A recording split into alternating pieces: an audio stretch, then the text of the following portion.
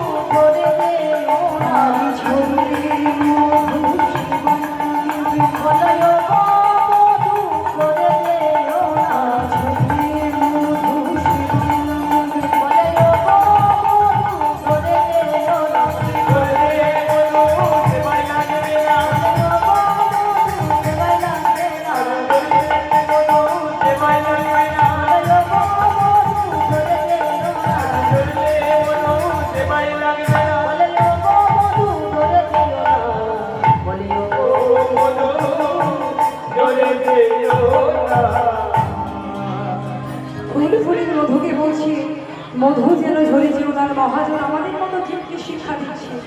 ভালো করে লক্ষ্য করবেন, এই যে বৈষ্ণব পদাবলী, পদাবলী শুধু গাদা গাদা শ্রবণ করে গেলে কিছু হবে না।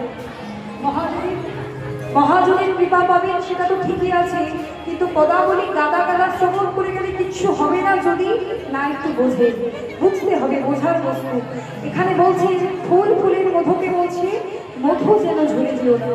বাহ্যিক দৃষ্টিতে বাহ্যিকভাবে পদাবলীকে মহাজন রচনা করছে, কিন্তু অন্তর্দৃষ্টিতে অন্তরের দৃষ্টিভঙ্গিতে কি ভাবতে বলছে, যে কি ভাবতে বোঝাচ্ছে। ফুল ফুলের মধুকে বলছে মধু যেন ঝরে যেও না। আর মহাজন আমাদের মতো জীবকে শিক্ষা দিচ্ছে যে আশা নিয়ে এসেছ, এমন সাধের মানব জনমটা পেয়েছ, সবচেয়ে বৃথা হয়ে যাবে যদি গুরু দীক্ষা নাও করো।